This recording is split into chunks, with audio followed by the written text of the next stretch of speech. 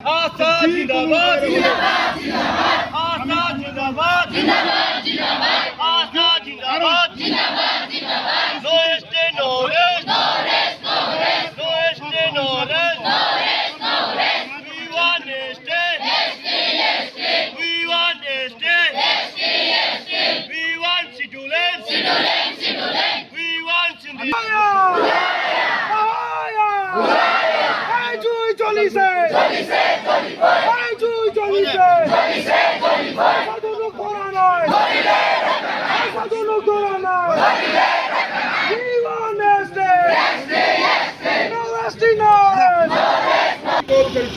कारण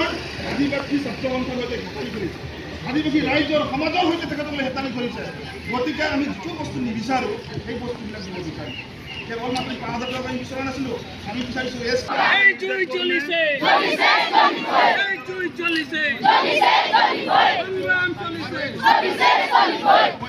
আজি ৫ দফীয়া দাবী সম্বলিত স্মাৰকপত্ৰ ওদালগুৰি জিলা আয়ুক্ত মহোদয়ৰ জৰিয়তে আমি হিমন্ত বিশ্ব শৰ্মা ডাঙৰীয়ালৈ টকা ল'ব কিন্তু ভোট নিদিয়ে এই কথাটি স্পষ্ট কৰি দিছোঁ আজি আশা শ্ৰমিক ৰাইজে এতিয়া কিন্তু সজাগ উপস্থিত আছে আমাৰ জিলা আয়ুক্ত তথা জিলা প্ৰশাসনৰ তৰফৰ পৰা তো তেখেতৰ জৰিয়তে আজি আমি আমাৰ যি দাবীবিলাক আছে সেই দাবী বিভাগীয় কৰ্তৃপক্ষ আৰু আমাৰ যিখিনি বিষয়ববীয়া জালে আপোনালোকে নিজৰ স্মাৰকপত্ৰ প্ৰেৰণ কৰিছে মই তেওঁলোকলৈ নিশ্চয় এই পত্ৰখন আমি ব্যৱস্থা কৰি দিম পঠিয়াই দিয়া আমাৰ জিলা আয়ুক্ত মহোদয়ৰ থ্ৰুৱেদি আৰু মই পুনৰ আপোনালোকক শান্তিপ্ৰিয়ভাৱে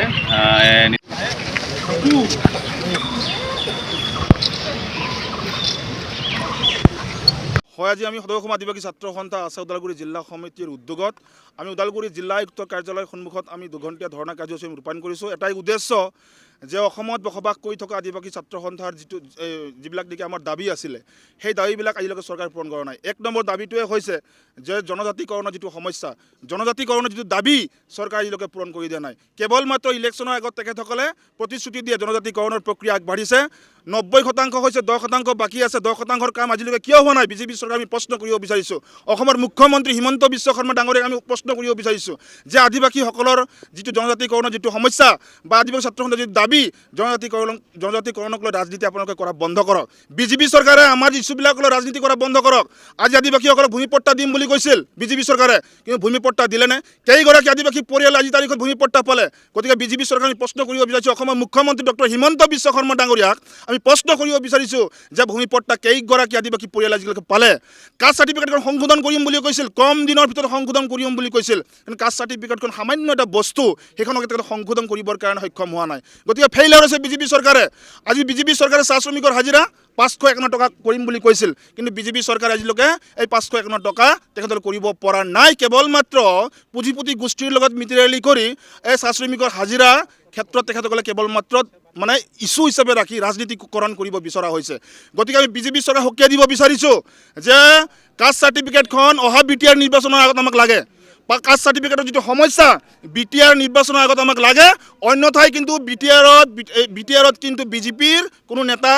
MLA কিন্তু আমি প্ৰৱেশ কৰিবৰ কাৰণে মানে হেৰি কৰি দিম বন্ধ কৰি দিম কাৰণ আজি আমাৰ আৱেগ অনুভূতি জড়িত হৈ আছে আজি মানুহ হিচাপে যদি জীয়াই থাকিব লাগে অসমত তেতিয়াহ'লে আমাক ST লাগে গতিকে আমাৰ যিটো পৰিচয় আমাৰ যিটো সাংবিধানিক যিটো অধিকাৰ আজি বিজেপি চৰকাৰে বিচাৰি আহিছোঁ কিন্তু বিজেপি চৰকাৰে আদিবাসীসকলক কেৱল মাত্ৰ ঠগ প্ৰবঞ্চনা কৰিব আৰু নিৰ্বাচনৰ সময়ত ভোট বেংক হিচাপে ব্যৱহাৰ কৰিব সেই কথা আদিবাসী ছাত্ৰ সন্থাই সহ্য কৰিব নোৱাৰে এই কথাটি